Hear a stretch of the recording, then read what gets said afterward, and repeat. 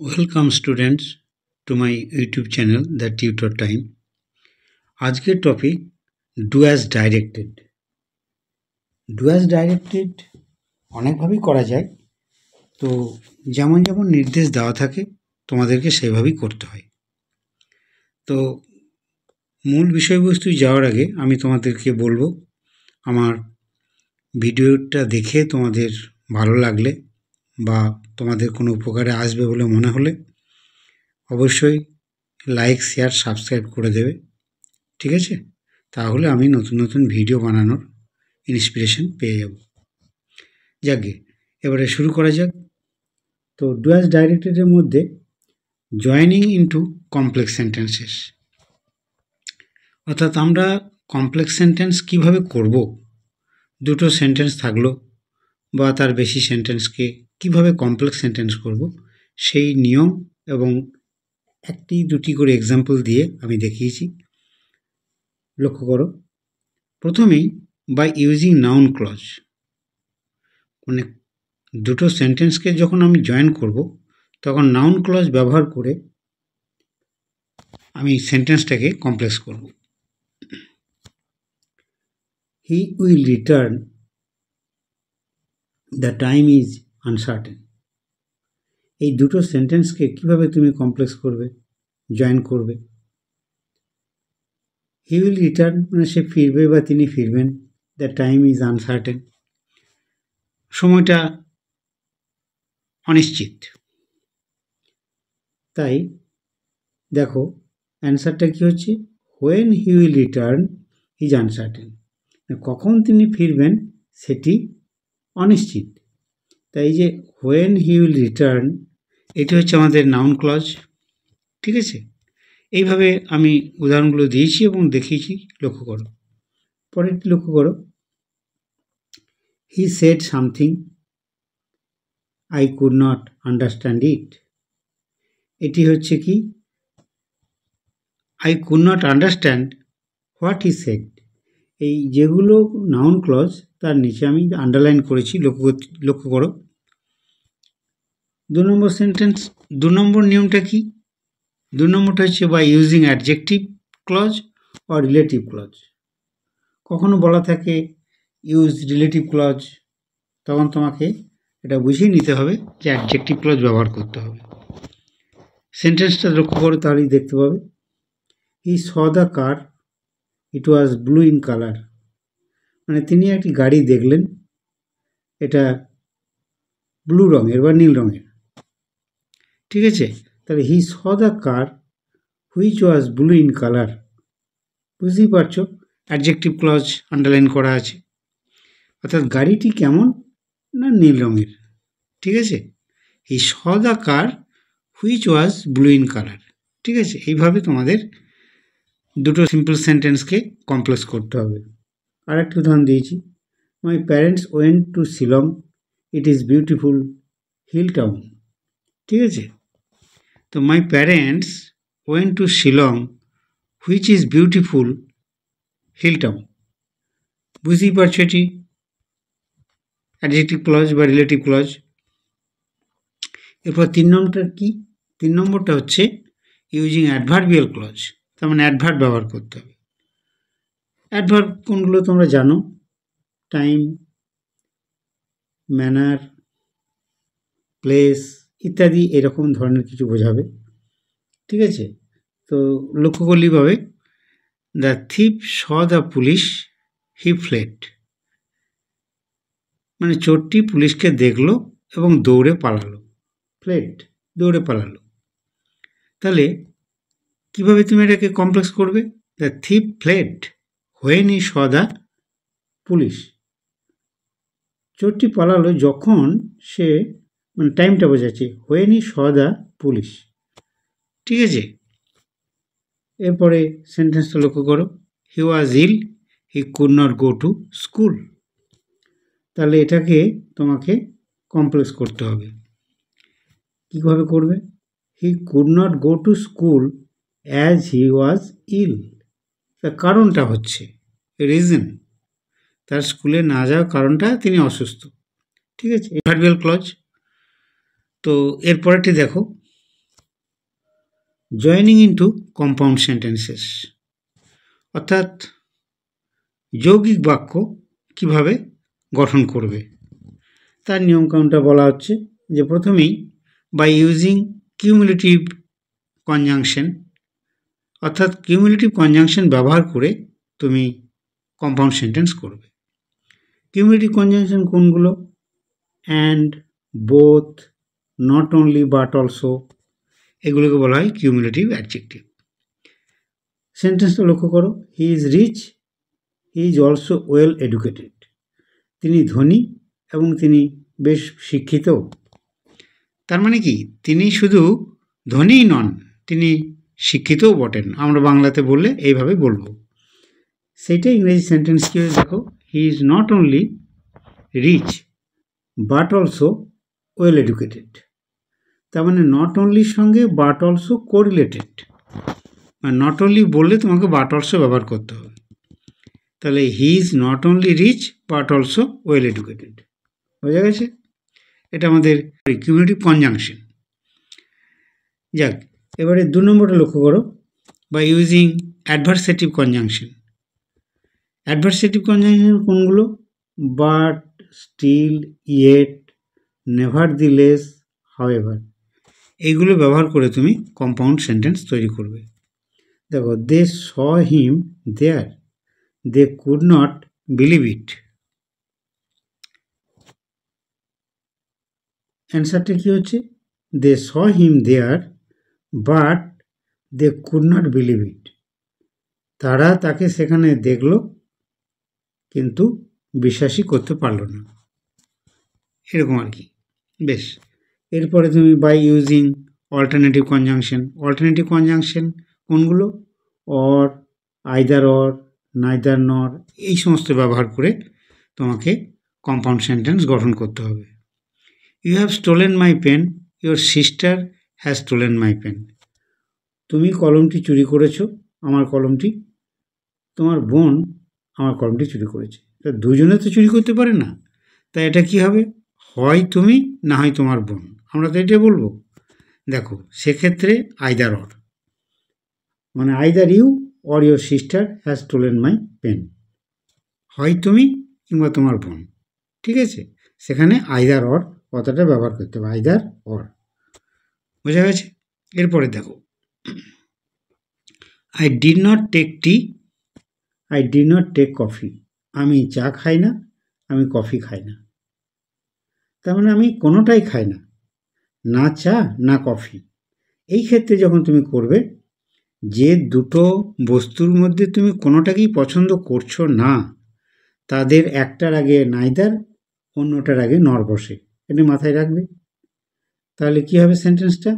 I took neither টি নর coffee. দেখো, টি এর আগে নাইদার এবং কফির আগে নর। যে দুটোকে তুমি পছন্দ করছো না, তার প্রথমটার আগে নাইদার এবং দ্বিতীয়টার আগে নর, মনে থাকবে? ঠিক আছে, দেখে নেবে। এবারে দেখো, by using illative conjunction. Illative conjunction কোনগুলো? Therefore, for, so, as. ঠিক আছে, এবারে দেখো সেন্টেন্স লক্ষ্য করো, the old man is unwell, he can not go out. The old man is unwell, he can not go out, বুঝে গেছে? এবারে এটাকে তুমি কম্পাউন্ড করছো। দেখো, the old man can not go out as he is unwell. ঠিক আছে, এই যে আমরা অ্যাজ ব্যবহার করেছি ইলেটিভ কনজাংশন হিসাবে। ঠিক আছে, এরপরে ডু অ্যাজ ডাইরেক্টেড। এই জায়গাগুলো খুব যত্ন সহকারে মনে রাখবার চেষ্টা করবে। প্রথমে কি বলা আছে দেখো, he is too weak to walk. এটি আমাদের একটা অ্যাসার্টিভ সেন্টেন্স। এখানে সেন্সটা তোমাকে ঠিক রেখে চেঞ্জ করতে হবে। এখানে ইনস্ট্রাকশনগুলো দেওয়া থাকে অনেক রকম, যেমন omit too, avoid too, make it negative, make it complex, remove too. Answer একটাই, কিন্তু ইনস্ট্রাকশন এতভাবে হতে পারে। এত রকম ইনস্ট্রাকশন পরীক্ষার সময় যে কোনো একটা দেবে ইনস্ট্রাকশন, কিন্তু তোমাকে মনে রাখতে হবে যে একটাই অ্যান্সার হবে এই ইনস্ট্রাকশনগুলো থাকলে।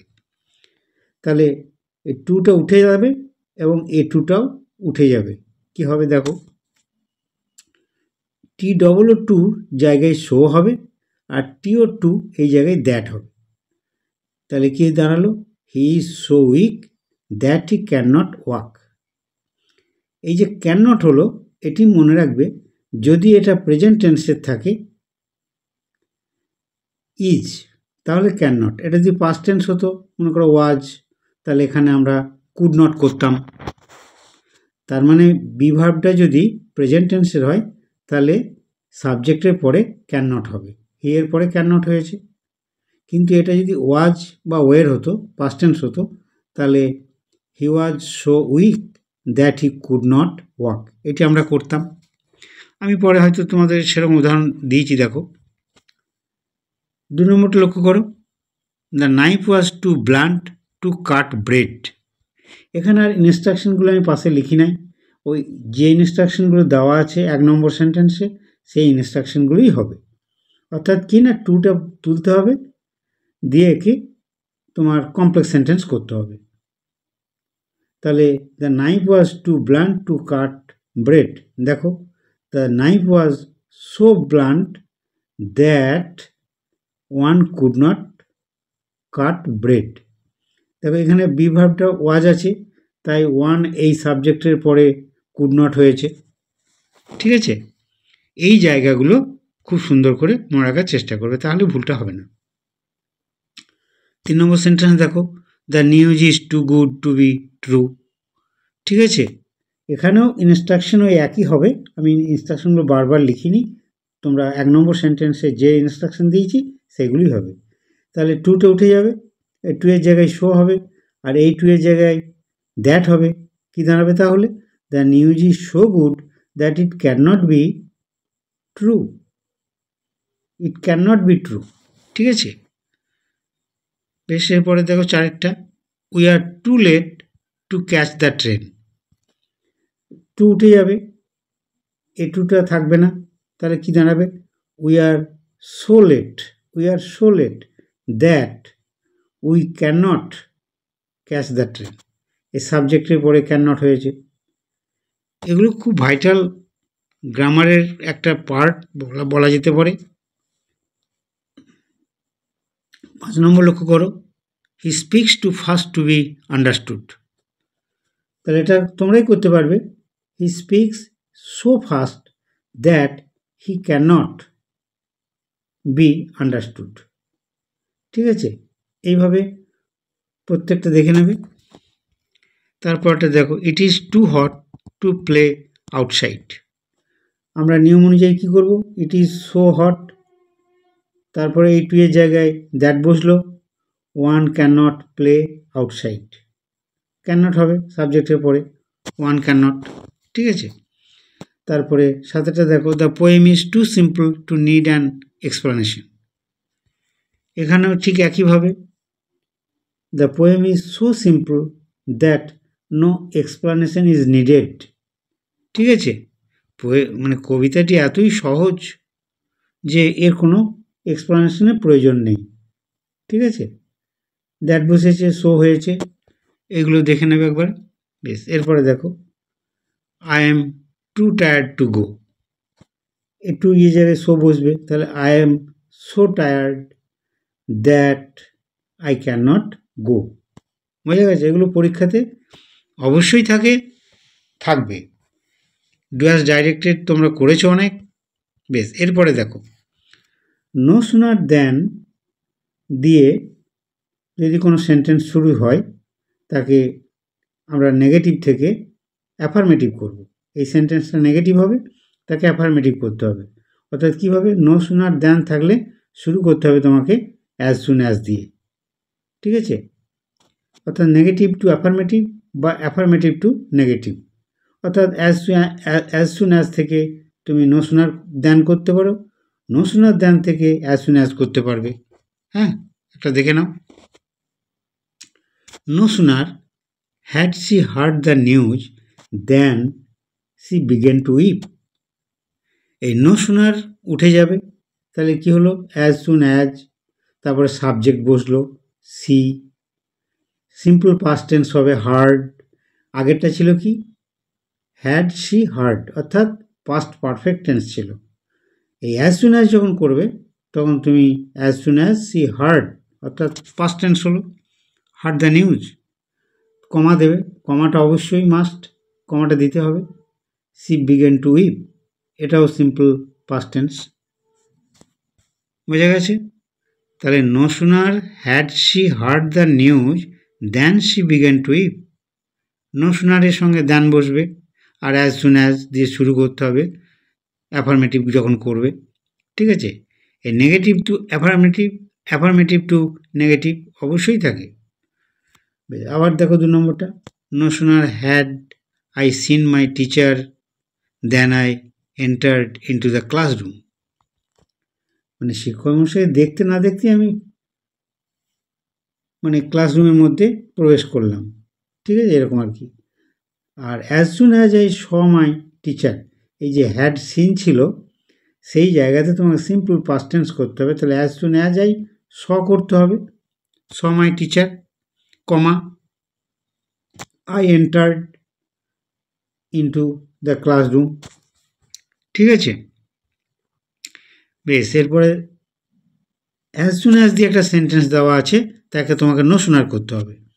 As soon as the rain started the umpire stop the match, মানে বৃষ্টি শুরু হতেই আম্পায়ার খেলা থামিয়ে দিলেন, বন্ধ করে দিলেন। তাহলে no sooner had the rain started, এখানে সিম্পল পাস্ট টেন্স ছিল, সেটাকে পাস্ট পারফেক্ট করবে। No sooner had the rain started then, then বসবে বলেছি, মানে দ্বিতীয় যে সেন্টেন্স রয়েছে বা ক্লজটা রয়েছে তার আগে দেন বসবে, then the umpire stop the match. ঠিক আছে, অর্থাৎ প্রথম ক্লজটাতে অ্যাজ সুন অ্যাজ বা নো সুনার হ্যাড, দ্বিতীয় ক্লজটার আগে দেন এটি বসবে, আর অ্যাজ সুন অ্যাজের ক্ষেত্রে দ্বিতীয় ক্লজের আগে একটা কমা বসবে এবং সিম্পল পাস্ট টেন্স হবে। ঠিক আছে, 4 নম্বর দেখো, as soon as the sun rises he begins the day's work. ঠিক আছে, এরপর এটিকে নো সুনার দিয়ে করতে হবে। No sooner had the sun risen then he began the day's work, একদম সহজ নিয়ম, কোনো অসুবিধা নেই, করে ফেলবে। তারপরটা দেখো, as soon as the work was completed Newton open the door, তাহলে no sooner had the work completed then, ঠিক আছে, Newton open the door.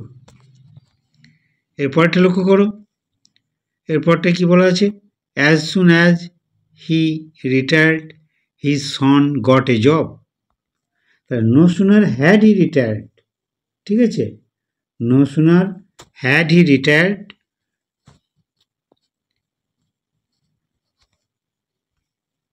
no sooner had he retired than his son got a job। ঠিক আছে, আজ এই অবধি, এরপরে video আগামীকাল।